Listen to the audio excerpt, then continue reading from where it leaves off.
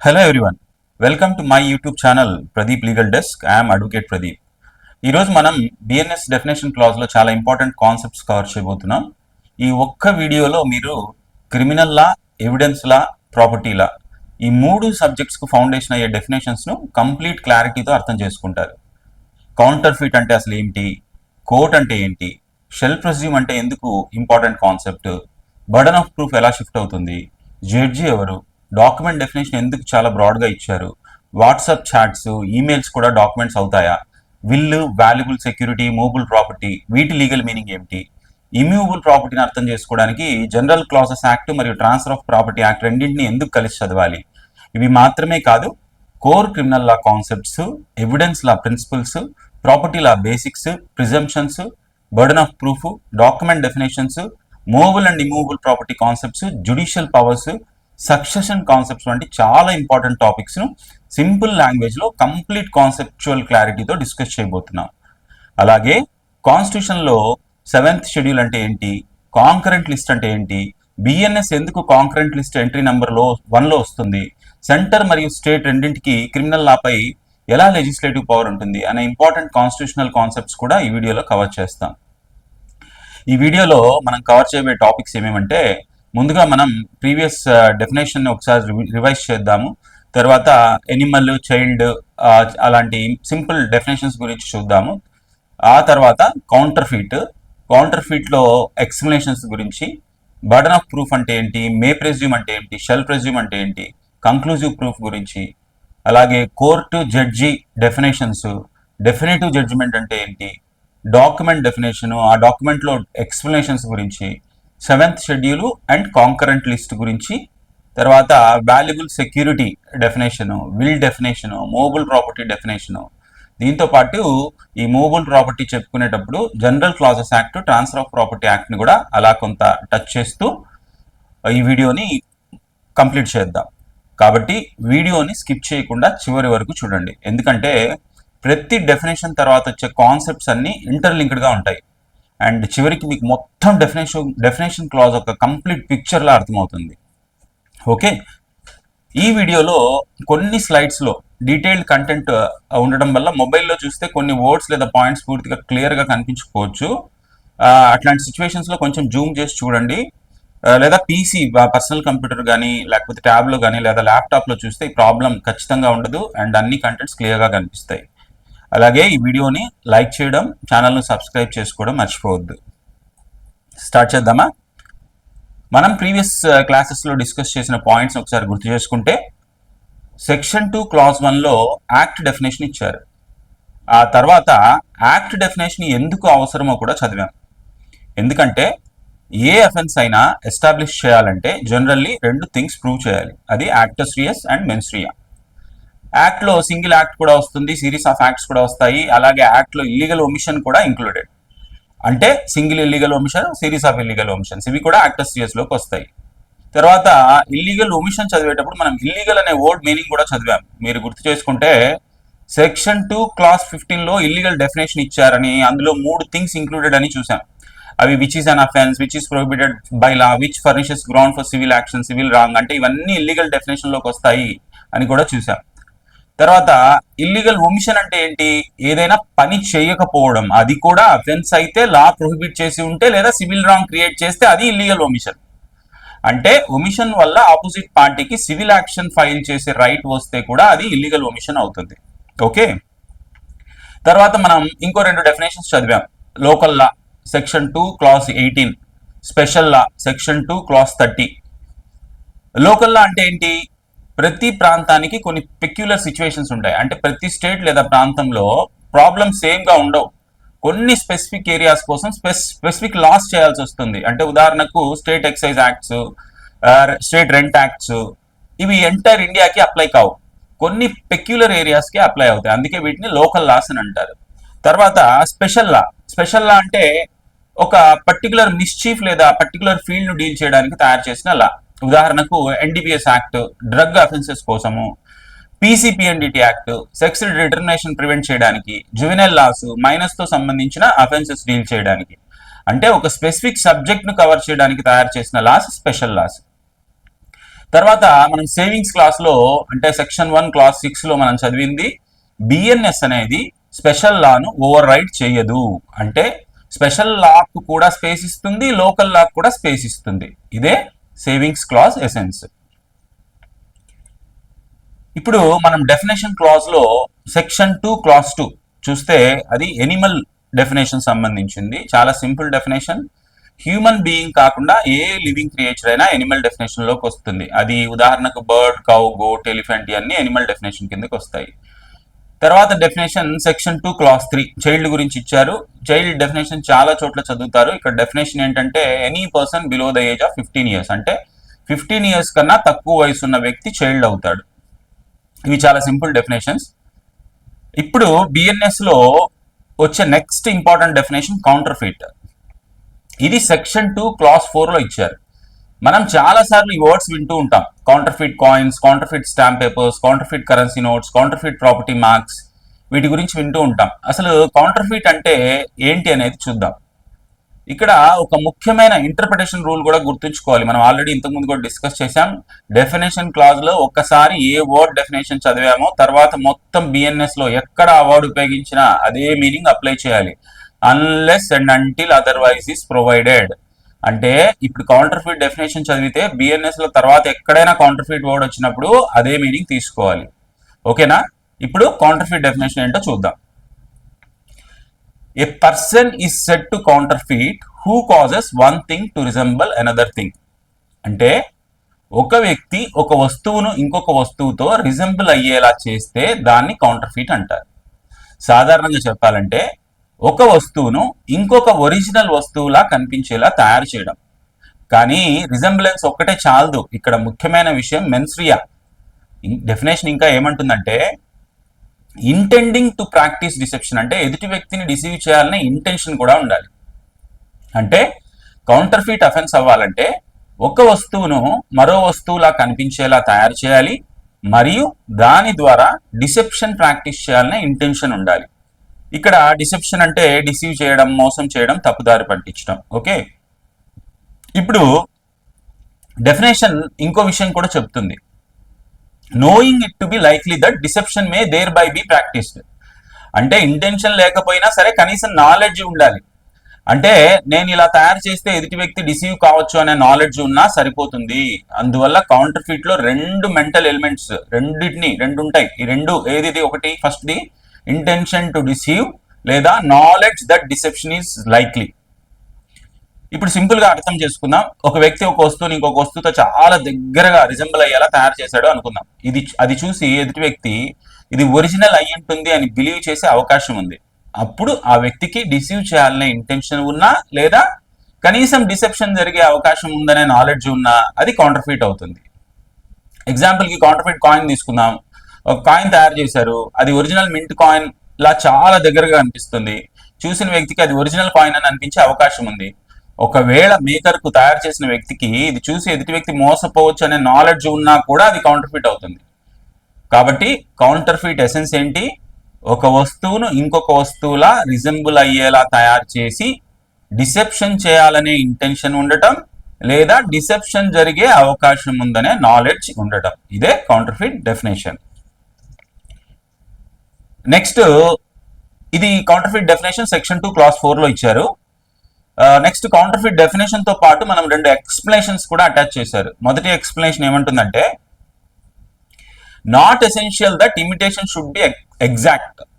అంటే counter feet అవ్వాలంటే imitation 100% exact గా ఉండాల్సిన అవసరం లేదు. ఇదే ఇందాక ఎగ్జాంపుల్ తీసుకున్నట్టు counter feet coin, counter feet currency note, counter feet stamp paper తయారు చేశారని అనుకుందాం. అందులో చిన్న చిన్న డిఫరెన్సెస్ పెట్టి ఇది ఎగ్జాక్ట్ కాపీ కాదు అని డిఫెన్స్ తీసుకోవాలని ప్రయత్నించినా ఉపయోగం లేదు. ఎందుకంటే ఎక్స్ప్లెనేషన్ 1 స్పష్టంగా చెప్తుంది ఎగ్జాక్ట్ ఇమిటేషన్ అవసరం లేదు అని. అంటే సేమ్ టు సేమ్ కాపీ కాకపోయినా మైనర్ డిఫరెన్సెస్ ఉన్నా సాధారణ వ్యక్తి డిసీవ్ అయ్యేంత రిజెంబులెన్స్ ఉంటే చాలు, అది కౌంటర్ ఫీట్ డెఫినేషన్ లోకి వస్తుంది. ఓకేనా? ఇప్పుడు ఎక్స్ప్లెనేషన్ 2 యాక్చువల్గా ఇది చాలా ఇంపార్టెంట్. ఇది ప్రిజంప్షన్ గురించి మాట్లాడుతుంది. ఎక్స్ప్లెనేషన్ 2 ఏమంటుందంటే ఒక వ్యక్తి ఒక వస్తువును ఇంకొక వస్తువుతో ఇలా రిజెంబుల్ అయ్యేలా చేశాడు అని అనుకుందాం. దాన్ని చూసి ఒక సాధారణ వ్యక్తి డిసీవ్ అయ్యే అవకాశం ఉంది. అప్పుడు కోర్టు ఏం ప్రిజ్యూమ్ చేస్తుందంటే ద కోర్ట్ షెల్ ప్రిజ్యూమ్ అంటే కోర్టు ప్రిజ్యూమ్ చేస్తుంది ఆ వ్యక్తికి డిసెప్షన్ చేయాలనే ఇంటెన్షన్ ఉందని లేదా డిసెప్షన్ జరిగే అవకాశం ఉందనే నాలెడ్జ్ ఉందని. అంటే ఇక్కడ షెల్ ప్రిజ్యూమ్ చాలా ఇంపార్టెంట్. దీనివల్ల బర్డెన్ ఆఫ్ ప్రూఫ్ షిఫ్ట్ అవుతుంది. బర్డెన్ ఆఫ్ ప్రూఫ్ అంటే చూద్దాం. ఇప్పుడు బర్డెన్ ఆఫ్ ప్రూఫ్ అంటే ఏందో చూద్దాం. క్రిమినల్ లాలో సాధారణ రూల్ ఏంటంటే మొదట అక్యూజ్డ్ ఇన్నోసెంట్ అని ప్రిజ్యూమ్ చేస్తారు. అంటే until proven guilty accused is innocent. ఇది క్రిమినల్ జ్యూరిస్ప్రుడెన్స్ యొక్క ఫండమెంటల్ ప్రిన్సిపల్. ఎందుకంటే 100 మంది క్రిమినల్స్ తప్పించుకున్నా పర్లేదు కానీ ఒక ఇన్నోసెంట్ పర్సన్ పనిష్ కాకూడదు.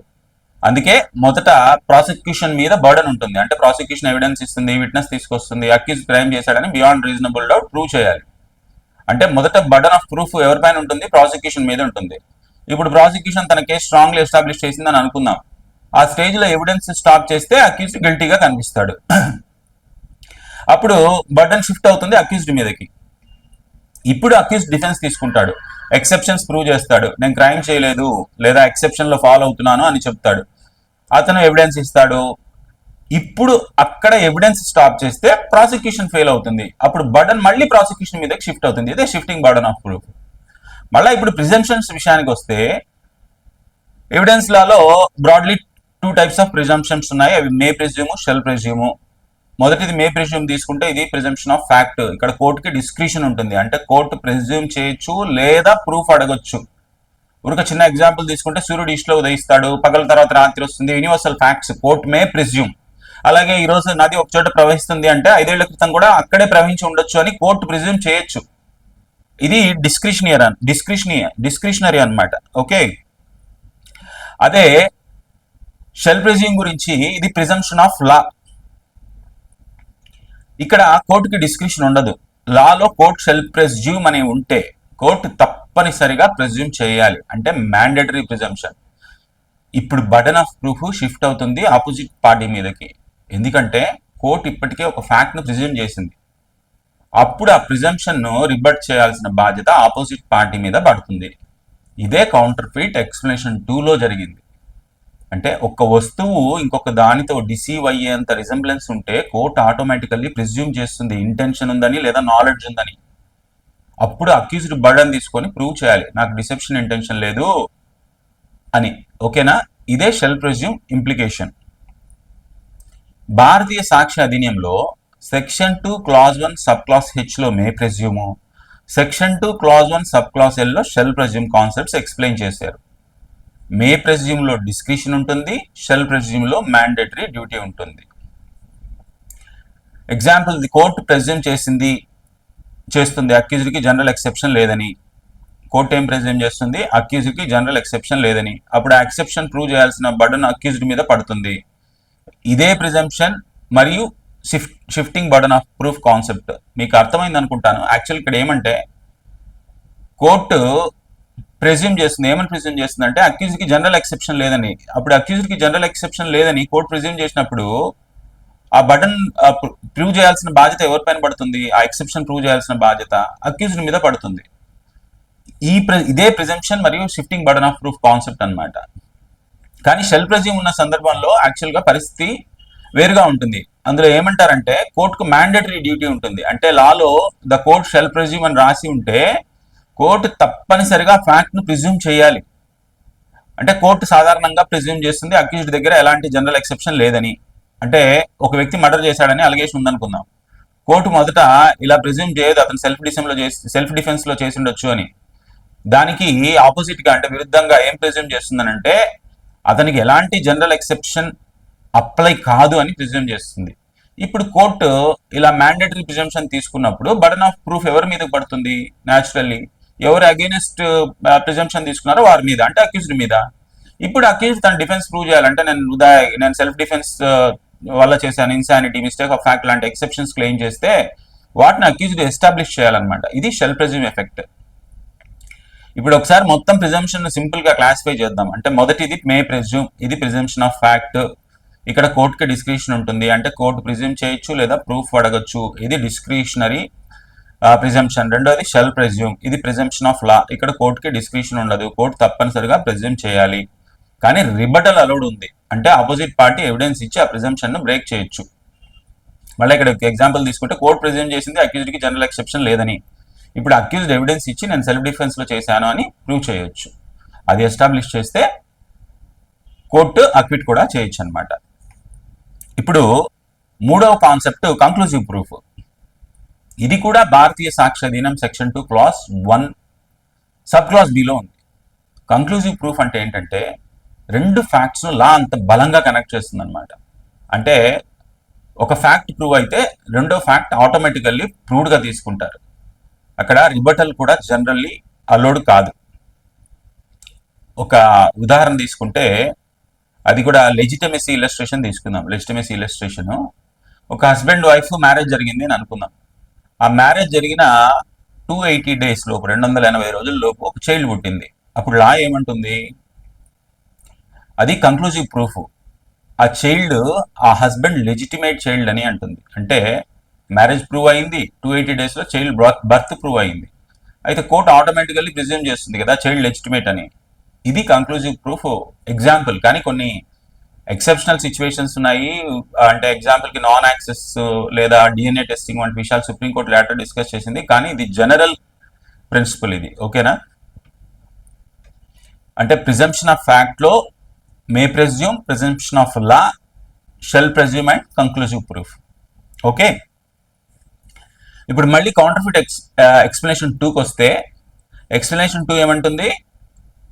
ఒక కౌంటర్ఫిట్ వస్తువు ఇంకొక వస్తువుతో చాలా దగ్గరగా రిజెంబుల్ అవుతుంది, సాధారణ వ్యక్తి డిసీవ్ అయ్యే అవకాశం ఉంది అంటే కోర్టు ఏం చేస్తుంది? Court shall presume. అంటే అక్యూజ్డ్కి డిసెప్షన్ ఇంటెన్షన్ ఉందని లేదా డిసెప్షన్ జరిగే అవకాశం ఉందని నాలెడ్జ్ ఉందని. జనరల్గా సాధారణ క్రిమినల్ ట్రయల్లో ప్రాసిక్యూషన్ మెన్స్రియా కూడా బియాండ్ రీజనబుల్ డౌట్ ప్రూవ్ చేయాలి. కానీ ఇక్కడ ఎక్స్ప్లెనేషన్ 2 ఆ జనరల్ రూల్ని మోడిఫై చేస్తుంది. అందుకే ఎక్స్ప్లెనేషన్ 2 ఇంపార్టెంట్ అనేది. ఇప్పుడు ప్రాసిక్యూషన్ ఏం ప్రూవ్ చేస్తే చాలు? ఒక వస్తువు ఇంకొక దాంతో రిజెంబుల్ అవుతుంది, ఆ రిజెంబులెన్స్ వల్ల ఒక వ్యక్తి డిసీవ్ అయ్యే అవకాశం ఉంది, ఇంత ప్రూవ్ చేస్తే మెన్స్రియా ఆటోమేటికల్లీ ప్రిజ్యూమ్ అవుతుంది. ఎందుకంటే లాలో expressly the court shall presume అని రాసి ఉంది.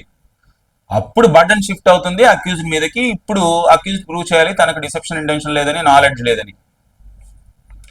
అంటే ఎక్స్ప్లెనేషన్ 2 పర్పస్ ఏంటంటే సాధారణ క్రిమినల్ బర్డన్ ఆఫ్ ప్రూఫ్ రూల్ను కొంత మాడిఫై చేయడం. అంటే ప్రాసిక్యూషన్కి mens rea separately beyond reasonable doubt prove చేయాల్సిన బర్డన్ తగ్గింది. ఎందుకంటే లా స్వయంగా మెన్స్రియాని ప్రిజ్యూమ్ చేస్తుంది. ఇదే కౌంటర్ఫిట్ ఎక్స్ప్లెనేషన్ 2 ఎసెన్స్. ఇది యాక్చువల్గా టెక్నికల్ కాన్సెప్ట్ కాదు, ప్రిజంప్షన్ బేసిక్ అండర్స్టాండింగ్ కోసం చదువుతున్నాం. ఎవిడెన్స్ లా డీటెయిల్గా చదివేటప్పుడు ఇవన్నీ మీకు డెప్త్లో వస్తాయి. ఓకేనా? తర్వాత వచ్చే డెఫినేషన్ కోర్టు డెఫినేషన్. ఇది సెక్షన్ 2 క్లాస్ 5లో ఇచ్చారు. ముందు ఐపీసీలో కోర్ట్ ఆఫ్ జస్టిస్ అనే ఫ్రేజ్ ఉపయోగించేవారు, కానీ ఇప్పుడు బిఎన్ఎస్లో సింప్లీ కోర్ట్ అని ఉపయోగించారు. కోర్ట్ డెఫినేషన్ ఏమంటుంది? ఏదైనా సింగిల్ జడ్జ్ లేదా బాడీ ఆఫ్ జడ్జెస్ లా ద్వారా జ్యుడిషియల్లీ యాక్ట్ చేయడానికి ఎంపవర్డ్ అయితే వారు కోర్టు డెఫినేషన్లోకి వస్తారు. I'm repeating again. ఏదైనా సింగిల్ జడ్జ్ లేదా బాడీ ఆఫ్ జడ్జెస్ లా ద్వారా జ్యుడిషియల్లీ యాక్ట్ చేయడానికి ఎంపవర్డ్ అయితే వారు కోర్టు డెఫినేషన్లోకి వస్తారు. దీన్ని సింపుల్గా అర్థం చేసుకుందాం. మనం చాలా రకాల బెంచెస్ గురించి వింటుంటాం. సింగిల్ బెంచ్ అని, డివిజన్ బెంచ్ అని, ఫుల్ బెంచ్ అని, కాన్స్టిట్యూషనల్ బెంచ్ అని. సింగిల్ బెంచ్లో ఒక జడ్జి ఉంటారు. Division bench, full bench, constitutional బెంచ్ల్లో ఒకటి కంటే ఎక్కువ జడ్జెస్ ఉంటారు. మరి ఇప్పుడు కోర్టు డెఫినేషన్లోకి ఎవరు వస్తారు? మొదట సింగిల్ జడ్జ్ తీసుకుంటే, ఉదాహరణకు magistrate, district and sessions court presiding officer, వీరు సింగిల్ జడ్జెస్. ఒకవేళ లా వీరికి జ్యుడిషియల్ పవర్స్ ఇచ్చి ఉంటే, అంటే డిస్ప్యూటెడ్ మ్యాటర్స్ డిసైడ్ చేయడానికి అథారిటీ ఇచ్చి ఉంటే వారు కోర్టు డెఫినేషన్లోకి వస్తారు. ఇప్పుడు జ్యుడిషియల్ యాక్ట్స్ అంటే ఏంటి? అంటే జ్యుడిషియల్ యాక్ట్స్ అంటే డిస్ప్యూట్స్ డిసైడ్ చేయడం, ఎవిడెన్స్ తీసుకోవడం, డాక్యుమెంట్స్ డిమాండ్ చేయడం, విట్నెస్ను సమన్ చేయడం, కంపల్సరీ అపీరెన్స్ ఆర్డర్ ఇవ్వడం, ఇవన్నీ జ్యుడిషియల్ డ్యూటీస్. కాబట్టి లా ద్వారా జ్యుడిషియల్ పవర్స్ పొందిన సింగిల్ జడ్జి కోర్ట్. ఓకే, ఇప్పుడు రెండో విషయం body of judges. Body of judges అంటే చెప్పుకున్నాం division bench, full bench, constitutional bench వంటి బెంచెస్. ఉదాహరణకు ఒక 3 జడ్జి బెంచ్ ఉందనుకుందాం. అప్పుడు కోర్టు ఇలా నిర్ణయించింది అని చెప్తాం. అంటే మొత్తం బెంచ్ కూడా కోర్ట్ డెఫినేషన్లోకి వస్తుంది. ఇంకా డెఫినేషన్ ఏమంటుందంటే ఆ బెంచ్ లోని ఇండివిజువల్ జడ్జి కూడా కోర్ట్ డెఫినేషన్ లోకి వస్తారు అని. అంటే 3 జడ్జెస్ ఉన్న బెంచ్ లో ఒక జడ్జి ఒపీనియన్ చెప్పినా కోర్టు ఇలా చెప్పింది అని చెప్పొచ్చు. కానీ ఒక ఇంపార్టెంట్ కండిషన్ ఉంది, వారు జ్యుడిషియల్ డ్యూటీస్ పర్ఫామ్ చేస్తున్నప్పుడే కోర్ట్ డెఫినేషన్ లోకి వస్తారు. అంటే కోర్టు సీట్ పై కూర్చొని లా ఇచ్చిన అథారిటీతో జ్యుడిషియల్ ఫంక్షన్స్ పర్ఫామ్ చేస్తున్నప్పుడు మాత్రమే. కోర్ట్ అవర్స్ ముగిసిన తర్వాత లేదా పర్సనల్ కెపాసిటీలో ఉన్నప్పుడు వారు ఆర్డినరీ ఇండివిజువల్ గా ట్రీట్ అవుతారు. అంటే కోర్టు డెఫినేషన్ అప్లై కావాలంటే పవర్ లా ద్వారా రావాలి. కేవలం ఆ వ్యక్తి చాలా తెలివైనవాడు లేదా గ్రామంలో పెద్ద మనిషి అనే కారణంతో కాదు. ఉదాహరణకు గ్రామంలో పెద్ద మనిషి డిస్ప్యూట్ డిసైడ్ చేయమని అడిగితే అది కోర్టు డెసిషన్ కాదు, ఎందుకంటే అతనికి అథారిటీ లా ద్వారా రాలేదు. అందుకే కోర్టు అవ్వాలంటే జ్యుడిషియల్ పవర్ సోర్స్ లా కావాలి. కాబట్టి కోర్ట్ డెఫినేషన్ ఎసెన్స్ ఏంటి? సింగిల్ జడ్జ్ అయినా, బాడీ ఆఫ్ జడ్జెస్ అయినా, బెంచ్ లో ఇండివిజువల్ జడ్జ్ అయినా లా ద్వారా జ్యుడిషియల్లీ యాక్ట్ చేయడానికి ఎంపవర్డ్ అయితే వారు కోర్టు డెఫినేషన్ లోకి వస్తారు. ఓకే, ఇంతవరకు మనం కోర్ట్ డెఫినేషన్ గురించి చదివాం. ఇప్పుడు మరో విషయం అర్థం చేసుకోవాలి. మనం సింగిల్ జడ్జ్ కూడా వస్తారు, బాడీ ఆఫ్ జడ్జెస్ కూడా వస్తారు అన్నాం కదా. అయితే ఇక్కడ జడ్జ్ అనే డెఫినేషన్ ఎక్కడ ఇచ్చారు? బిఎన్ఎస్ లో జడ్జ్ డెఫినేషన్ ప్రత్యేకంగా ఎక్కడ చెప్పలేదు, కానీ సెక్షన్ 2 క్లాస్ 16 లోనే జడ్జ్ డెఫినేషన్ ప్రొవైడ్ చేశారు. ఇది ఏమంటుందంటే a person who is officially designated as a judge, అంటే అధికారికంగా జడ్జి డిజిగ్నేషన్ పొందిన వ్యక్తి. ఇప్పుడు ఆ డిజిగ్నేషన్ రిక్రూట్మెంట్ ద్వారా రావచ్చు, ప్రమోషన్ ద్వారా రావచ్చు, ఎలివేషన్ ద్వారా రావచ్చు. ఏ విధంగానైనా అఫీషియల్ డిజిగ్నేషన్ అయి ఉండాలి. ఉదాహరణకు అఫీషియల్ గజెట్ నోటిఫికేషన్ ద్వారా కూడా డిజిగ్నేషన్ ఇవ్వచ్చు. అంటే మొదటి రిక్వైర్మెంట్ ఏమిటంటే ఒక వ్యక్తి అఫీషియల్లీ జడ్జిగా డెసిగ్నేట్ చేయబడి ఉండాలి. ఇప్పుడు తర్వాత 2 క్లాసెస్ వస్తాయి. మొదటి clause who is empowered by law to give in any legal proceeding. Who is empowered by law to give in any legal proceeding. అది సివిల్ ఆర్ క్రిమినల్ అవ్వచ్చు. ఇక్కడ మనం కోర్ట్ డెఫినేషన్ కాదు, జడ్జ్ డెఫినేషన్ చదువుతున్నాం. అంటే ఒక వ్యక్తి అఫీషియల్లీ జడ్జిగా డిజిగ్నేట్ చేయబడి ఉండాలి, మరియు లా అతనికి అథారిటీ ఇచ్చి ఉండాలి. ఏ అథారిటీ? ఏదైనా సివిల్ లేదా క్రిమినల్ లీగల్ ప్రొసీడింగ్స్ లో డెఫినేటివ్ డెసిషన్ ఇవ్వడానికి. అప్పుడు ఆ వ్యక్తిని జడ్జ్ అంటారు. ఇక్కడ సివిల్ ప్రొసీడింగ్స్ అయినా కావచ్చు, క్రిమినల్ ప్రొసీడింగ్స్ అయినా కావచ్చు. అంటే ఎగ్జాంపుల్ తీసుకుంటే కాంట్రాక్ట్ బ్రీచ్ మ్యాటర్ కావచ్చు, న్యూసెన్స్ మ్యాటర్ కావచ్చు, మర్డర్ కేసు కావచ్చు, రేప్ కేసు కావచ్చు, థెఫ్ట్ కేసు కావచ్చు, ఎనీ లీగల్ ప్రొసీడింగ్ కావచ్చు. అంటే లా ఒక వ్యక్తికి అథారిటీ ఇచ్చి మీరు ఈ లీగల్ ప్రొసీడింగ్ లో డెఫినేటివ్ జడ్జిమెంట్ ఇవ్వవచ్చు అని చెప్పినప్పుడు ఆ వ్యక్తి జడ్జి అవుతారు. అర్థమైంది కదా? మరి డెఫినేటివ్ జడ్జిమెంట్ అంటే ఏమి? ఒక ట్రయల్ తర్వాత వచ్చే డిగ్రీ కానీ, అక్విటల్ కానీ, కన్విక్షన్ కానీ, ఇవన్నీ డెఫినేటివ్ జడ్జిమెంట్స్ అవుతాయి. ఉదాహరణకు హానరబుల్ సుప్రీం కోర్ట్ ఒక డెసిషన్ ఇచ్చిందని అనుకుందాం, అది డెఫినేటివ్ జడ్జిమెంట్ అవుతుంది, ఎందుకంటే దాని మీద ఇక ఫర్దర్ అప్పీల్ ఉండదు కాబట్టి. అందువల్ల ఆ జడ్జిమెంట్ ఇచ్చిన వారు జడ్జి అవుతారు. ఇప్పుడు రెండో సిచ్యువేషన్ ఏంటంటే a judgment which would be definitive if not appealed against. అంటే ఒక కోర్టు జడ్జిమెంట్ ఇచ్చింది, దాని మీద అప్పీల్ వెళ్లే అవకాశం ఉంది, కానీ అప్పీల్ ఫైల్ చేయలేదు. ఉదాహరణకు ఒక సివిల్ జడ్జి మ్యాటర్ డిసైడ్ చేశారని అనుకుందాం. అక్కడి నుండి అప్పీల్ వెళ్లే అవకాశం ఉన్నా పార్టీ అప్పీల్ ఫైల్ చేయలేదు. అప్పుడు ఆ జడ్జిమెంట్ ను డెఫినేటివ్ జడ్జిమెంట్ గా ట్రీట్ చేస్తాం. ఎందుకంటే అప్పీల్ చేయకపోతే ఆ జడ్జిమెంట్ ఫైనల్ అయిపోతుంది కాబట్టి ఆ జడ్జిమెంట్ ఇచ్చిన అథారిటీ కూడా జడ్జి డెఫినేషన్ లోకి వస్తారు. ఇప్పుడు మూడో situation, a judgment which if confirmed by some authority would become definitive. A judgment which if confirmed by some other authority would become definitive. ఉదాహరణకు district and session court death sentence ఇచ్చిందని అనుకుందాం. అది వెంటనే final కాదు, ఎందుకంటే high court నుండి confirmation అవసరం. High court confirm చేసిన తర్వాత అది డెఫినేటివ్ జడ్జిమెంట్ అవుతుంది. అందువల్ల డెత్ సెంటెన్స్ ఇచ్చిన డిస్ట్రిక్ట్ అండ్ సెషన్స్ కోర్టు కూడా జడ్జి డెఫినేషన్ లోకే వస్తారు. అంటే మనం 3 సిచ్యువేషన్స్ చదివాం, చూద్దాం ఒకసారి. అఫీషియల్లీ జడ్జిగా డిజిగ్నేట్ చేయబడి ఉండాలి, లా అతనికి అథారిటీ ఇచ్చి ఉండాలి, సివిల్ లేదా క్రిమినల్ లీగల్ ప్రొసీడింగ్స్ లో డెఫినేటివ్ జడ్జిమెంట్ ఇవ్వడానికి. ఆ డెఫినేటివ్ జడ్జిమెంట్ నేరుగా ఫైనల్ అయి ఉండొచ్చు, అప్పీల్ లేకపోతే ఫైనల్ అయ్యి ఉండొచ్చు, లేదా హయ్యర్ అథారిటీ కన్ఫర్మ్ చేసిన తర్వాత ఫైనల్ అయ్యి ఉండొచ్చు. ఇప్పుడు ఇందాక ఎగ్జాంపుల్ తీసుకున్నాం కదా, డెత్ సెంటెన్స్. ఈ 3 సిచ్యువేషన్స్ లో ఉన్న వ్యక్తులు జడ్జి డెఫినేషన్స్ లోకి వస్తారు. సెకండ్ కేటగిరీ ఏంటంటే whose body of persons is empowered by law to give such judgment. ఇక్కడ ముందుగా మనం ఒక సింగిల్ పర్సన్ గురించి మాట్లాడుతున్నాం, కానీ ఇప్పుడు మనం బాడీ ఆఫ్ పర్సన్స్ గురించి మాట్లాడుతున్నాం. అంటే కేసును డిసైడ్ చేయడానికి ఒక జడ్జి మాత్రమే ఉండాలి అనేది అవసరం లేదు. డివిజన్ ఆఫ్ బెంచ్ కూడా ఉంటుంది, ఫుల్ బెంచ్ కూడా ఉంటుంది, కాన్స్టిట్యూషనల్ బెంచ్ కూడా ఉంటుంది. అదే మనం మండల్ కమిషన్ కేసు కానీ కేశవానంద్ భారతి కేసు కానీ చూసినట్లయితే చాలా జడ్జిమెంట్స్ మల్టిపుల్ జడ్జెస్ కలిసి ఇచ్చారు. ఉదాహరణకు కేశవానంద్ భారతి కేసులో 13 జడ్జెస్ బెంచ్ ఉండేది. అయితే అక్కడ బాడీ ఆఫ్ పర్సన్స్ అంటే మొత్తం బెంచ్ ను మాత్రమే కాదు, ఆ బెంచ్ ను తయారు చేసే ప్రతి ఇండివిజువల్ జడ్జిని కూడా సపరేట్లీ జడ్జిగా కన్సిడర్ చేస్తాం. ఎందుకంటే వాళ్ళందరికీ లా జడ్జిమెంట్ ఇవ్వడానికి పవర్ ఇచ్చింది. ఏ జడ్జిమెంట్ మళ్ళీ వెంటనే గుర్తు రావాలి, డెఫినెటివ్ జడ్జిమెంట్. క్లియర్ గా గుర్తుంచుకోవాలి.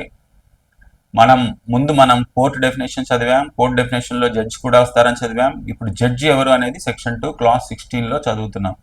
ఇందులో మనం 2 క్లాసెస్ చదివాం, వాటిలో సింగిల్ జడ్జ్ కూడా ఇంక్లూడెడ్ ఉంటారన్నాం. అలాగే బాడీ ఆఫ్ పర్సన్స్ గురించి మాట్లాడితే ఆ బాడీని తయారు చేసే ఇండివిజువల్ జడ్జెస్ అందరూ కూడా ఇండివిజువల్లీ జడ్జ్ డెఫినేషన్స్ లోకి వస్తారు. ఇది మీ డెఫినేషన్ ఆఫ్ జడ్జ్.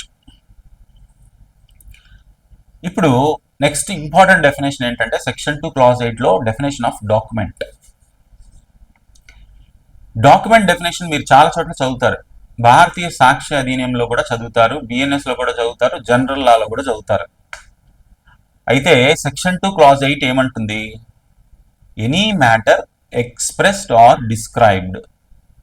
అంటే ఏదైనా విషయం ఏ రూపంలోనైనా ఎక్స్ప్రెస్ చేయబడినది లేదా డిస్క్రైబ్ చేయబడినది.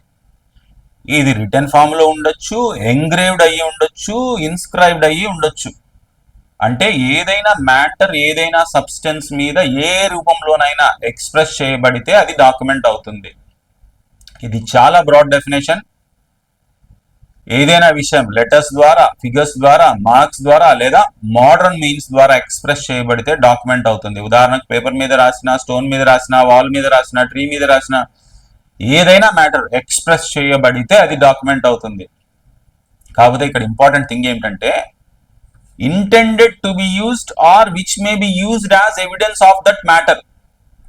అంటే ఎవిడెన్స్ గా ఉపయోగించాలనే ఇంటెన్షన్ తో తయారు చేసిన డాక్యుమెంట్ అయినా అయ్యుండొచ్చు, లేదా మొదట ఎవిడెన్స్ కోసం తయారు చేయకపోయినా తర్వాత ఎవిడెన్స్ గా ఉపయోగించే అవకాశం ఉండొచ్చు. ఉదాహరణకు ఏ మరియు బి ఒక అగ్రిమెంట్ సైన్ చేశారు అనుకుందాం, ప్రాపర్టీ సేల్ డీడ్ తయారు చేశారు. ఆ డాక్యుమెంట్ ఎందుకు తయారు చేశారు? రేపు డిస్ప్యూట్ వస్తే కోర్టులో ఎవిడెన్స్ గా ఉపయోగించడానికి. అంటే అక్కడ ఇంటెన్షన్ ముందే ఉంది.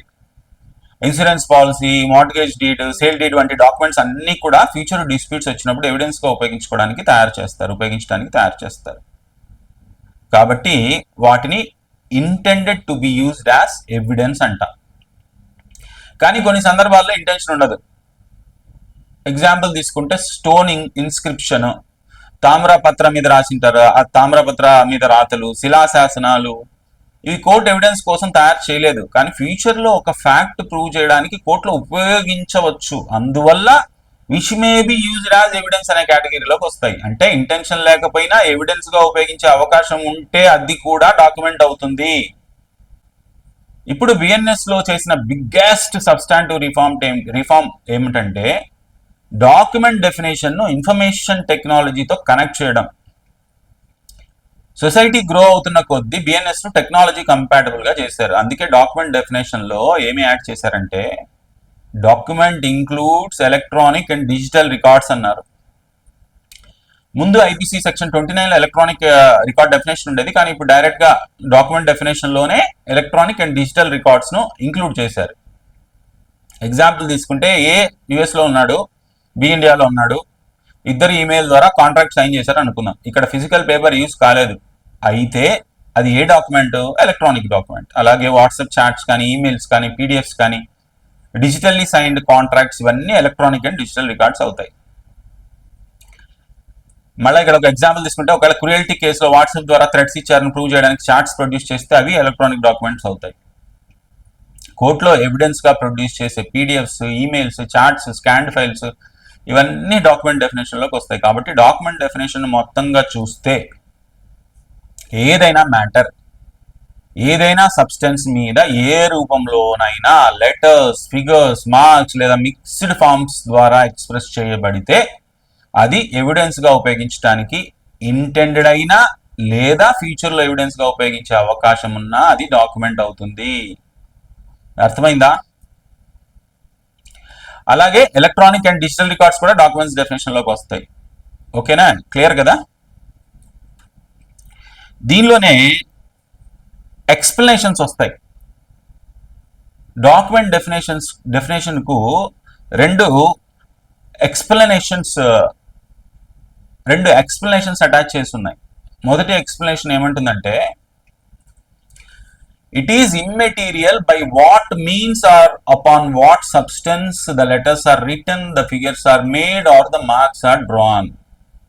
It is immaterial by what means or upon what substance the letters are written, the figures are made or the marks are drawn. అంటే లెటర్స్ ఏ సబ్స్టెన్స్ మీద రాశారు, ఫిగర్స్ ఎలా డ్రా చేశారు, మార్క్స్ ఎలా పెట్టారు అన్నది ఇక్కడ మ్యాటర్ కాదు. ఉదాహరణకు ఏదైనా మ్యాప్, ప్లాన్, టెంపుల్ వాల్ మీద రాసింది, పాత శిలాశాసనము, ఎంగ్రేవ్డ్ చేసింది, డ్రాఫ్టెడ్ చేసింది, స్టోన్ మీద క్రేవింగ్ చేసినది, ఇవి అన్ని డాక్యుమెంట్ డెఫినేషన్ లోకి వస్తాయి. అంటే ఏ సబ్స్టెన్స్ మీద రాసినా, ఏ ఫామ్ లో ఉన్నా, ఏ విధంగా ఎక్స్ప్రెస్ చేసినా అది డాక్యుమెంట్ అవుతుంది. అలాగే ఇది మర్చిపోకూడదు, కోర్టులో ఎవిడెన్స్ గా ఉపయోగించడానికి ఇంటెన్షన్ తో తయారైనా, ఫ్యూచర్ లో ఎవిడెన్స్ గా ఉపయోగించే అవకాశం ఉన్నా లేదా కోర్టులో యూస్ కాకపోయినా అది మాత్రం ఇమ్మెటీరియల్ అన్నమాట. ఎక్కడైనా ఏ రూపంలోనైనా ఏ సబ్స్టెన్స్ మీదైనా ఏదైనా రాసి ఉంటే అది డాక్యుమెంట్ డెఫినేషన్ లోకి వస్తుంది. అందుకే బిఎన్ఎస్ డాక్యుమెంట్ డెఫినేషన్ చాలా వాస్ట్ గా ఇచ్చింది. ముఖ్యంగా ఎలక్ట్రానిక్ అండ్ డిజిటల్ రికార్డ్స్ కూడా ఇందులో ఇంక్లూడ్ చేయడం. క్లియర్ కదా? ఇప్పుడు రెండో ఎక్స్ప్లెనేషన్ ఏమంటుందో చూద్దాం. కొన్ని స్పెసిఫిక్ కైండ్స్ ఆఫ్ మర్చెంట్స్ లేదా బిజినెస్ కమ్యూనిటీస్ లో కొన్ని మర్కంటైల్ యూసేజెస్ మరియు కస్టమ్స్ ఉంటాయి. మీకు కూడా మీరు ఇప్పుడు ఎగ్జాంపుల్ చూస్తే మీకు ఈజీగా అర్థమవుతుంది. అంటే కొన్ని బిజినెస్ సెక్టార్స్ లో రిపీటెడ్ ట్రాన్సాక్షన్ జరుగుతుంటాయి. ఒకే విషయాన్ని మళ్ళీ మళ్ళీ పూర్తిగా రాయడం ఇన్కన్వీనియంట్ అవుతుంది. అప్పుడు వాళ్ళు కన్వీనియన్స్ కోసం కొన్ని షార్ట్ కట్స్ లేదా సింబల్స్ యూజ్ చేయడం ప్రారంభిస్తారు. అంటే ఒక పర్టికులర్ మార్క్ లేదా షార్ట్ ఫామ్ చూసిన వెంటనే ఆ బిజినెస్ లో డీల్ చేసే వాళ్ళందరికీ దాని మీనింగ్ అర్థమవుతుంది అనమాట. దాన్నే మర్కంటైల్ యూసేజ్ లేదా మర్కంటైల్ కస్టమ్ అంటారు. ఉదాహరణకు banking transaction, హుండీస్, checks, bills of exchange ఇవన్నీ మర్కంటైల్ యూసేజెస్ కలిగిన ఏరియాస్. ఇప్పుడు ఎక్స్ప్లెనేషన్ 2 ఏమంటుందంటే, ఏదైనా మర్కంటైల్ కస్టమ్ కు సంబంధించిన సింబల్, మార్క్, ఫిగర్ లేదా షార్ట్ ఎక్స్ప్రెషన్ ఒక డాక్యుమెంట్ లో ఉపయోగించి ఉంటే దాని మీనింగ్ ఆ పర్టికులర్ బిజినెస్ కస్టమ్ ప్రకారం తీసుకోవాలి.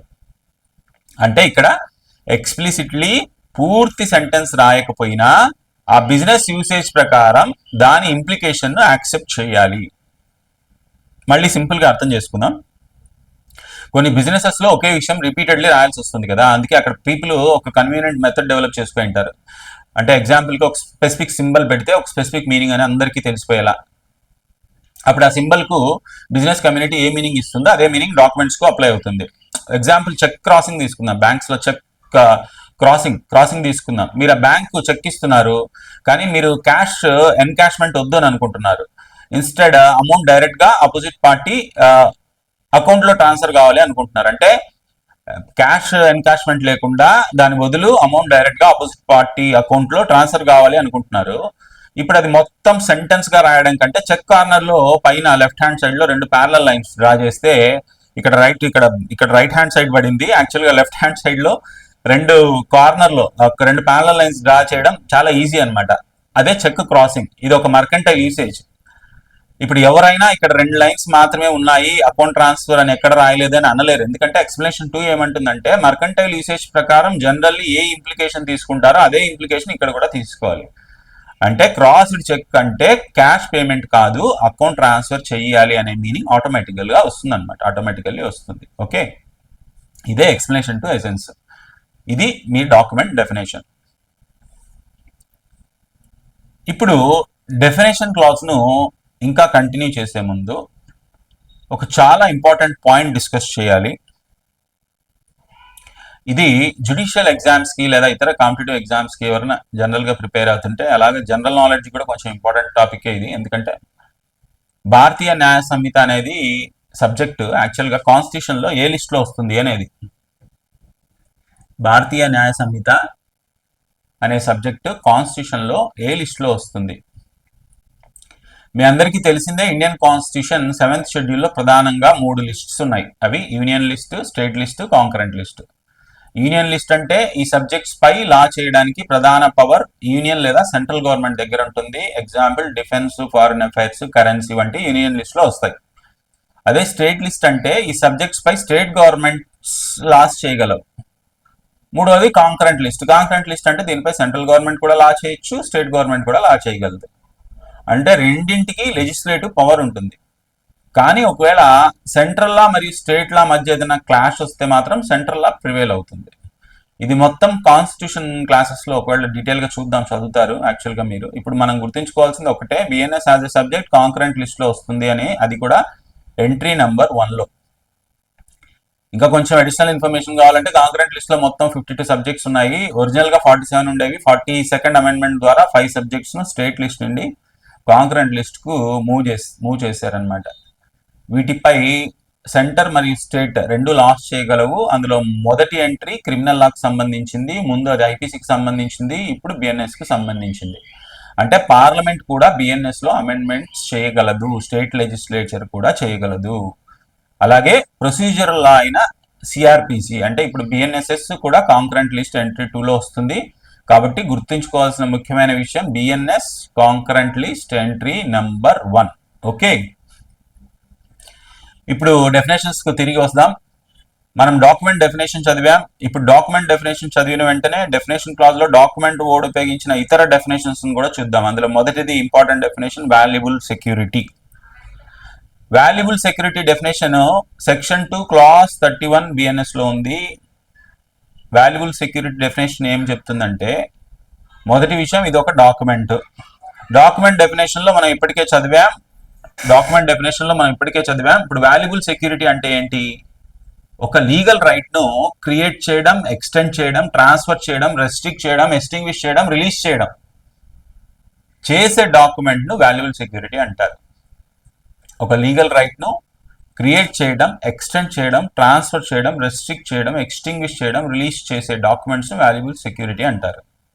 ఇప్పుడు ఒక్కోటి అర్థం చేసుకుందాం. లీగల్ రైట్ క్రియేట్ అవడం, ఉదాహరణకు ఏ తన ప్రాపర్టీను బికి గిఫ్ట్ చేశాడు. ఇక్కడ ఏ యొక్క రైట్ ఎక్స్టింగ్విష్ అవుతుంది, బి యొక్క రైట్ క్రియేట్ అవుతుంది. అది మెన్షన్ చేసిన document valuable security. Legal right extend అవడం, ఇప్పటికే ఉన్న రైట్ ను ఇంకా పెంచడం. లీగల్ రైట్ ట్రాన్స్ఫర్ అవడం, ఒకరి నుండి మరొకరికి రైట్ ట్రాన్స్ఫర్ కావడం. లీగల్ రైట్ రెస్ట్రిక్ట్ అవడం, ఇప్పటికే ఉన్న రైట్ ను లిమిట్ చేయడం. లీగల్ రైట్ ఎక్స్టింగ్విష్ అవడం, ఒకరి లీగల్ రైట్ పూర్తిగా ముగించడం. ఉదాహరణకు ఈ తేదీ నుండి ఈ వ్యక్తికి రైట్ ఉండదు అని డాక్యుమెంట్ లో రాసి ఉంటే ఆ డాక్యుమెంట్ వాల్యుబుల్ సెక్యూరిటీ అవుతుంది. లీగల్ రైట్ రిలీజ్ అవ్వడం, ఉదాహరణకు రిలింక్విష్ డీడ్. ఇక్కడ వ్యక్తి నేను నా రైట్ వదులుకుంటున్నాను అని చెప్తాడు, కానీ స్పెసిఫిక్ గా ఎవరికి ట్రాన్స్ఫర్ చేస్తున్నానో చెప్పడు. అప్పుడు ఆ రైట్ మిగతా కో ఓనర్స్ మధ్య డిస్ట్రిబ్యూట్ అవుతుంది. అలాంటి డాక్యుమెంట్ కూడా వాల్యుబుల్ సెక్యూరిటీ అవుతుంది. ఇవి రిజిస్ట్రేషన్ యాక్ట్ 17 చదివేటప్పుడు ఇంకా డీటెయిల్ గా వస్తాయి. అక్కడ compulsory registration documents, optional registration documents అవుతారు. అక్కడ కూడా ఈ టర్మ్స్ రిపీటెడ్లీ వస్తాయి. Create, extend, transfer, restrict, extinguish, release, ఇవన్నీ వస్తాయి అన్నమాట. ఇదే వాల్యుబుల్ సెక్యూరిటీ డెఫినేషన్ లో ఇంకా ఇంపార్టెంట్ పార్ట్ ఉంది. ఏమంటుందంటే, ఏదైనా పర్సన్ ఒక డాక్యుమెంట్ లో నేను లీగల్ డిజేబిలిటీలో ఉన్నాను అని అక్నాలెడ్జ్ చేసినా అది కూడా వాల్యుబుల్ సెక్యూరిటీ. అలాగే ఈ లీగల్ రైట్ నాకు లేదు అని అక్నాలెడ్జ్ చేసిన ఆ డాక్యుమెంట్ కూడా వాల్యుబుల్ సెక్యూరిటీ. ఎందుకంటే అక్కడ అతను తన లీగల్ రైట్ లేదని యాక్సెప్ట్ చేస్తున్నాడు. అంటే లీగల్ రైట్ క్రియేట్ అయినా, ఎక్స్టింగ్విష్ అయినా, రెస్ట్రిక్ట్ అయినా, రిలీజ్ అయినా, లేదా తనకు ఆ రైట్ లేదని అక్నాలెడ్జ్ చేసిన అలాంటి డాక్యుమెంట్ ను వాల్యుబుల్ సెక్యూరిటీ అంటారు. మనం రైట్స్ అగైనెస్ట్ ప్రాపర్టీ చదివేటప్పుడు వాల్యుబుల్ సెక్యూరిటీ గురించి ఇంకా డీటెయిల్ గా చూద్దాం. ఎగ్జాంపుల్ కి వాల్యుబుల్ సెక్యూరిటీ ఫోర్జరీ అయితే పనిష్మెంట్ ఏమిటి, ఎక్స్టార్షన్ ద్వారా ఎవరినైనా బెదిరించి వాల్యుబుల్ సెక్యూరిటీ తీసుకుంటే ఏమవుతుంది, ఇవన్నీ బిఎన్ఎస్ సబ్స్టాంటివ్ అఫెన్సెస్ చదివేటప్పుడు తెలుస్తాయి. అప్పుడు వాల్యుబుల్ సెక్యూరిటీ డెఫినేషన్ ఎందుకు ఇంపార్టెంట్ కూడా అర్థమవుతుంది. ఇక్కడ సెక్షన్ 3 క్లాజ్ 1 లో మనం ఇప్పటికే చదివాం. మళ్ళీ మళ్ళీ ఎక్కడైతే రిపీట్ చేయాల్సిన సిచ్యువేషన్ వచ్చిందో మళ్ళీ రిపీట్ చేస్తున్నాను. ఏ డెఫినేషన్ బిఎన్ఎస్ డెఫినేషన్ క్లాజ్ లో డిఫైన్ చేసి ఉంటే, అంటే సెక్షన్ 3 క్లాజ్ 1 లో ఏ డెఫినేషన్ బిఎన్ఎస్ డెఫినేషన్ క్లాజ్ లో డిఫైన్ చేసి ఉంటే బిఎన్ఎస్ లో ఎక్కడ ఆ టర్మ్ ఉపయోగించినా అదే డెఫినేషన్ అక్కడ అప్లై చేయాలి. అంటే డెఫినేషన్ ఇక్కడ నుంచి బారో చేసి పర్టికులర్ సెక్షన్ లో అప్లై చేస్తాం. క్లియర్ కదా? ఇప్పుడు వాల్యుబుల్ సెక్యూరిటీ పూర్తయింది. ఇది డాక్యుమెంట్ తో రిలేటెడ్ డెఫినేషన్ కాబట్టి డాక్యుమెంట్ డెఫినేషన్ తర్వాత దీన్ని చదివాం. ఇప్పుడు next definition section 2 class 34 will. ఇక్కడ కూడా డాక్యుమెంట్ అనే వర్డ్ యూజ్ చేశారు, అందుకే దీన్ని కూడా డాక్యుమెంట్ తో పాటు చదవాలి. డెఫినేషన్ చాలా సింపుల్ గా ఉంది. Will means any testamentary document. ఇప్పుడు టెస్టమెంటరీ డాక్యుమెంట్ అంటే ఏంటి? సక్సెషన్ లాస్ చదివేటప్పుడు బాగా అర్థమవుతుంది. ఏ పర్సన్ ప్రాపర్టీ అయినా అతని డెత్ తర్వాత రెండు విధాలుగా డివాల్వ్ అవుతుంది కదా. ఒక పర్సన్ డెత్ అయిన తర్వాత ఆ ప్రాపర్టీ 2 types గా డివాల్వ్ అవుతుంది. మొదటిది ఇంటెస్టేట్ సక్సెషన్, రెండు టెస్టమెంటరీ సక్సెషన్ అంటే త్రూ విల్. ఇప్పుడు ఈ రెండింటి మధ్య డిఫరెన్స్ ఏంటి? ఇంటెస్టేట్ సక్సెషన్ అంటే ఒక వ్యక్తి విల్ రాయకుండానే చనిపోతే లా ప్రకారం అతని లీగల్ హెయిర్స్ కు ప్రాపర్టీ ఆటోమేటిక్ గా డివాల్వ్ అవుతుంది. దీనికోసం స్పెసిఫిక్ సక్సెషన్ రూల్స్ ఉంటాయి. ఉదాహరణకు హిందూ లాలో క్లాస్ 1 హెయిర్స్, క్లాస్ 2 హెయిర్స్, ఆగ్నేట్స్, కాగ్నేట్స్ అనే కేటగిరీస్ ఉంటాయి. ఇది ఇంటెస్టేట్ సక్సెషన్ అంటే లా ఆటోమేటికల్లీ డిసైడ్ చేస్తుంది ప్రాపర్టీ ఎవరికి ఎంత వెళ్ళాలో. ఇప్పుడు రెండోది టెస్టమెంటరీ సక్సెషన్. ఇది విల్ ద్వారా జరుగుతుంది. విల్ లేదా వసియత్ అంటే ఏంటో చూద్దాం. ఒక వ్యక్తి తన లైఫ్ టైంలోనే ఒక డాక్యుమెంట్ ని తయారు చేసి నా డెత్ తర్వాత నా ప్రాపర్టీ ఎవరికి వెళ్ళాలి అని మెన్షన్ చేస్తాడు. ఆ డాక్యుమెంట్ ని విల్ అంటారు. అంటే టెస్టమెంటరీ డాక్యుమెంట్ అంటే డెత్ తర్వాత ప్రాపర్టీ ఎలా డివాల్వ్ కావాలో చెప్పే డాక్యుమెంట్. ఇప్పుడు సాధారణంగా విల్ ఎప్పుడు తయారు చేస్తారు? ఒక వ్యక్తి నార్మల్ లైన్ ఆఫ్ సక్సెషన్ నుంచి డివియేట్ అవ్వాలనుకున్నప్పుడు. ఎందుకంటే ఒకవేళ ప్రాపర్టీ లీగల్ హెయిర్స్ కే లా ప్రకారం ఇవ్వాలనుకుంటే విల్ అవసరం ఉండదు కదా, లా ప్రకారమే ఆటోమేటిక్ గా డివాల్వ్ అవుతుంది. కానీ ఒక వ్యక్తి నా ప్రాపర్టీ ఈ పర్టికులర్ వ్యక్తికే వెళ్ళాలి లేదా లీగల్ హెయిర్స్ కాకుండా వేరే విధంగా వెళ్ళాలి అనుకున్నప్పుడు మాత్రమే విల్ తయారు చేస్తాడు. అంటే విల్ ద్వారా యాక్చువల్ సక్సెషన్ లైన్ ను చేంజ్ చేయవచ్చు. ఇప్పుడు విల్ ఆపరేట్ ఎప్పుడు చేస్తుంది? After the death of the testator. Testator అంటే విల్ తయారు చేసిన వ్యక్తి. ఇప్పుడు రిజిస్ట్రేషన్ యాక్ట్ చదివేటప్పుడు మీరు సెక్షన్ 18 లో చదువుతారు విల్ రిజిస్ట్రేషన్ కంపల్సరీ కాదు, ఆప్షనల్ మాత్రమే అని. అంటే విల్ ను రిజిస్టర్ చేయొచ్చు, చేయకపోవచ్చు. ఒకవేళ రిజిస్టర్ చేస్తే సబ్ రిజిస్టర్ ఆఫీస్ లో రికార్డ్ చేయొచ్చు. తర్వాత టెస్టేటర్ డెత్ అయిన వెంటనే విల్ ఆపరేటివ్ అవుతుంది. అంటే డెత్ తర్వాత విల్ ఎఫెక్ట్ లోకి వస్తుంది అనమాట. ఇంకో ఇంపార్టెంట్ పాయింట్, ఒక వ్యక్తి ఒకటి కంటే ఎక్కువ విల్స్ కూడా తయారు చేయవచ్చు, కానీ చివరిగా డెత్ కు ముందు చేసిన లేటెస్ట్ విల్ మాత్రమే వ్యాలిడ్ గా ఉంటుంది. ముందు చేసిన అన్ని విల్స్ రివోక్ చేయొచ్చు. అంటే ఇమ్మీడియట్లీ బిఫోర్ డెత్ ఉన్న లాస్ట్ విల్ ప్రకారమే ప్రాపర్టీ డివాల్వ్ అవుతుంది. కాబట్టి మనం ఏం చదివాం? విల్ అంటే ఒక టెస్టమెంటరీ డాక్యుమెంట్. ఇది సెక్షన్ 2 క్లాస్ 34 బిఎన్ఎస్ లో ఇచ్చారు. ఇప్పుడు మనం చదవబోయే నెక్స్ట్ డెఫినేషన్ చాలా ఇంపార్టెంట్. అది మూవబుల్ ప్రాపర్టీ డెఫినేషన్. సాధారణంగా ప్రాపర్టీ రెండు రకాలుగా ఉంటుంది, మూవబుల్ ప్రాపర్టీ, ఇమూవబుల్ ప్రాపర్టీ. రెండింటికి మధ్య డిఫరెన్స్ ఏమిటి అనేది కొంచెం అర్థం చేసుకుందాం. బిఎన్ఎస్ లో movable property definition section 2 class 21 లో ఇచ్చారు. ఇక్కడ క్లాజెస్ గుర్తుపెట్టుకోవడం చాలా important. Exams point of view నుండి డెఫినేషన్ క్లాజెస్ యాక్చువల్గా చాలా ఇంపార్టెంట్, చాలా ముఖ్యమైనటివి. వీటిని ముఖ్యంగా ఎంసీక్యూస్ వీటి నుంచే వస్తాయన్నమాట యాక్చువల్. కాబట్టి డెఫినేషన్ క్లాజెస్ లో ఇక్కడ క్లాజెస్ గుర్తుపెట్టుకోండి చాలా. అంటే ఇప్పుడు మూవబుల్ ప్రాపర్టీ అన్నారు వెంటనే సెక్షన్ 2 క్లాస్ 21 అనేది గుర్తు రావాలి. అందుకే ఇంపార్టెంట్ డెఫినేషన్ సంబంధించి క్లాజ్ నెంబర్స్ గుర్తుపెట్టుకోండి. ఓకే, ఇప్పుడు సెక్షన్ 2 క్లాస్ 21 ఏమంటుందో చూద్దాం. Movable property includes property of every description except land and things attached to the earth or permanently fastened to anything which is attached to the earth. మళ్ళీ repeat చేస్తున్నాను. Movable property includes property of every description except land and things attached to the earth or permanently fastened to anything which is attached to the earth. అంటే land మరియు earth కు permanently attached అయిన వాటిని తప్ప మిగతా అన్ని properties movable properties అవుతాయి. Land మరియు అర్త్కు పర్మనెంట్లీ అటాచ్డ్ అయిన అవి తప్ప మిగతా అన్ని ప్రాపర్టీస్ మూవబుల్ ప్రాపర్టీస్ అవుతాయి. ఇప్పుడు దీన్ని బాగా అర్థం చేసుకోవాలంటే ముందు అసలు ఇమూవబుల్ ప్రాపర్టీ అర్థం చేసుకోవాలి. మూవబుల్ ప్రాపర్టీని అర్థం చేసుకోవాలంటే ఇమూవబుల్ ప్రాపర్టీని అర్థం చేసుకోవాలి. ఇమూవబుల్ ప్రాపర్టీ అర్థమైతే మూవబుల్ ప్రాపర్టీ ఆటోమేటిక్గా అర్థమవుతుంది. ముందు ఐపీసీలో మూవబుల్ ప్రాపర్టీ డెఫినేషన్ చదివేటప్పుడు కార్పోరియల్ ప్రాపర్టీ అనే వర్డ్ వాడేవారు అనమాట. ఇప్పుడు కార్పోరియల్ ప్రాపర్టీ అంటే చూద్దాం. ప్రాపర్టీ యాక్చువల్గా 2 రకాలుగా ఉంటుంది, corporeal property, incorporeal property. Corporeal property అంటే మనం టచ్ చేయగలిగే, ఫీల్ అవ్వగలిగే, ఫిజికల్లీ ఐడెంటిఫై చేయగలిగే ప్రాపర్టీస్ అనమాట. అంటే examples land, agriculture land, house, car, gold, silver, ఇంకా ఇతర మెటల్స్, ఇవన్నీ కార్పోరియల్ ప్రాపర్టీస్. అదే ఇన్కార్పోరియల్ ప్రాపర్టీ అంటే ఈ ఫిజికల్లీ టచ్ చేయలేము కానీ వాటి ద్వారా బెనిఫిట్స్ వస్తాయి. ఉదాహరణకు ఒక పాండ్లో ఫిష్ పట్టే right, patent rights, copy rights ఇవన్నమాట. ఇవి అబ్స్ట్రాక్ట్ రైట్స్ కానీ వీటి ద్వారా బెనిఫిట్ వస్తుంది కాబట్టి ఇవి కూడా ప్రాపర్టీగానే కన్సిడర్ చేస్తారు. అంటే కార్పోరియల్ ప్రాపర్టీ అంటే ఫిజికల్ టాంజిబుల్ ప్రాపర్టీ. అదే incorporeal property abstract rights with benefits అనమాట. కానీ బిఎన్ఎస్ లో కార్పోరియల్, ఇన్కార్పోరియల్ అనే వర్డ్స్ ఉపయోగించలేదు. ఇక్కడ simply property of every description అని చెప్పారు. సింపుల్ గా ప్రాపర్టీ ఆఫ్ ఎవ్రీ డిస్క్రిప్షన్ అని చెప్పారు. ఇప్పుడు ఇక్కడ జనరల్ క్లాజెస్ యాక్ట్స్ గురించి చూద్దాం. జనరల్ క్లాజెస్ యాక్ట్ అంటే ఏంటి?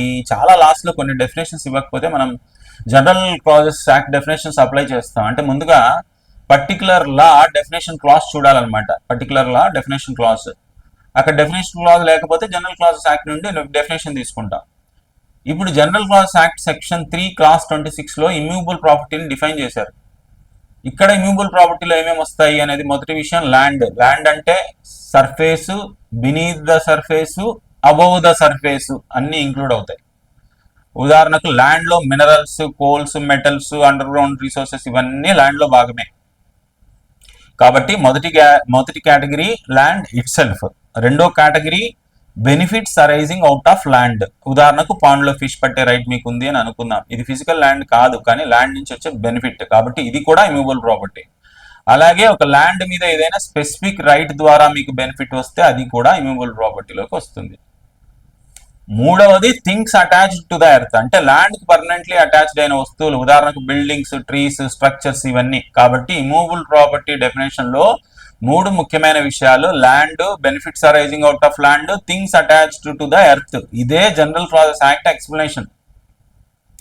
Section 3 class 26 of general clauses act మనకి ఇమూవబుల్ ప్రాపర్టీలో 3 ముఖ్యమైన విషయాలు ఇంక్లూడ్ అని చెప్పింది. కానీ ఇది ఎగ్జాస్టివ్ డెఫినేషన్ కాదు.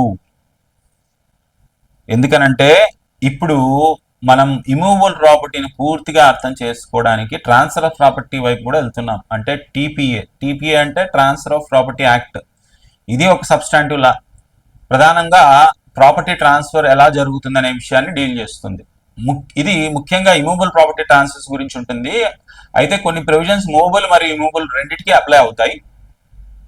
కానీ జనరల్లీ చూస్తే టీపీఏ ఇమూవబుల్ ప్రాపర్టీ ట్రాన్స్ఫర్ తో సంబంధం కలిగిన లా అనమాట. ఇప్పుడు టీపీఏ సెక్షన్ 3 ఇక్కడ ఇమూవబుల్ ప్రాపర్టీ గురించి ఏముంటుందో చూద్దాం. ఇది ఏం చెప్తుందంటే immovable property does not include standing timber, growing crops and grass అంటుంది. ఇక్కడ టీపీఏ పాజిటివ్ డెఫినేషన్ ఇవ్వలేదు.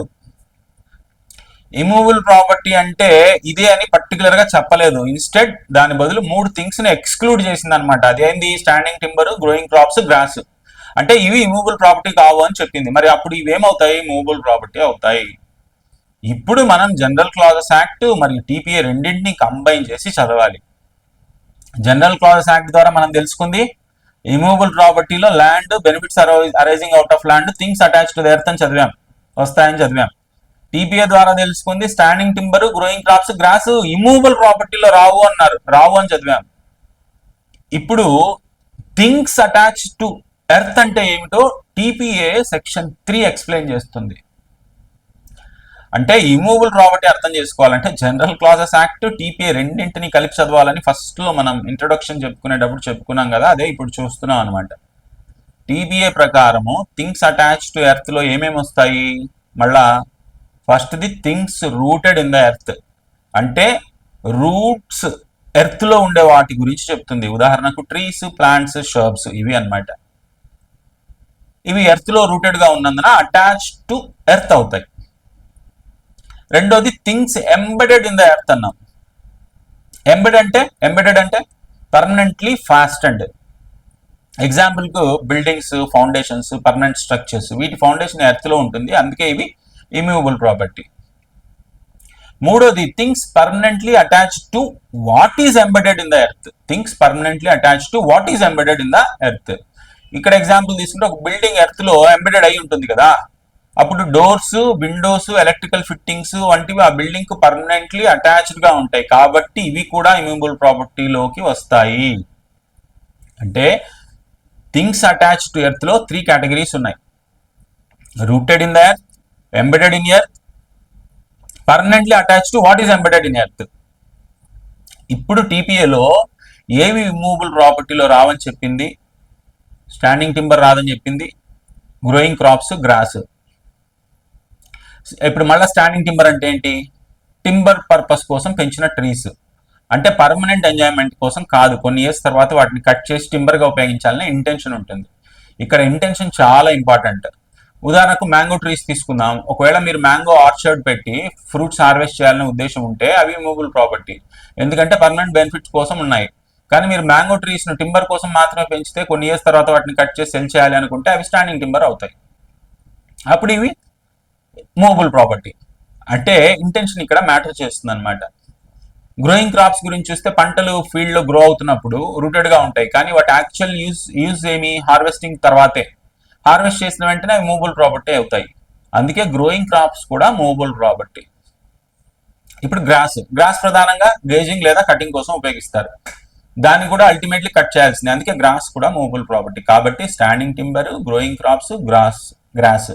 Standing timber, growing crops, grass immovable property నుండి ఎక్స్క్లూడ్ చేసి మూవబుల్ ప్రాపర్టీలో ఇంక్లూడ్ చేశారు. ఇప్పుడు ఫైనల్గా మళ్ళా బిఎన్ఎస్ సెక్షన్ 2 క్లాస్ 21కి వస్తే, movable property includes property of every description except land, things attached to the earth and things permanently fastened to anything attached to the earth. అంటే ల్యాండ్ కాదు, ఎర్త్ కు అటాచ్డ్ కాదు, పర్మనెంట్లీ ఫాస్టెండ్ కాదు అయిన అన్ని properties movable property. అలాగే standing timber, growing crops, grass ఇవి కూడా మూవబుల్ ప్రాపర్టీ. కాబట్టి మనం ఇప్పుడు చాలా ఇంపార్టెంట్ డెఫినేషన్స్ చూసాం. కౌంటర్ఫెయిట్ చూసాం, కోర్ట్ చూసాం, judge, document, movable property, valuable security, bill, ఇలా చాలా డెఫినేషన్స్ చూసాం. ఇంకా కొన్ని డెఫినేషన్స్ ఉన్నాయి, వాటి తర్వాత ఆ డెఫినేషన్స్ అన్నీ అయిన తర్వాత బిఎన్ఎస్ అఫెన్స్ పోర్షన్ వైపు వెళ్దాం. ఈ వీడియోని తప్పకుండా లైక్ చేయండి, షేర్ చేయండి మరియు సబ్స్క్రైబ్ చేయడం మర్చిపోవద్దు. Thank you very much.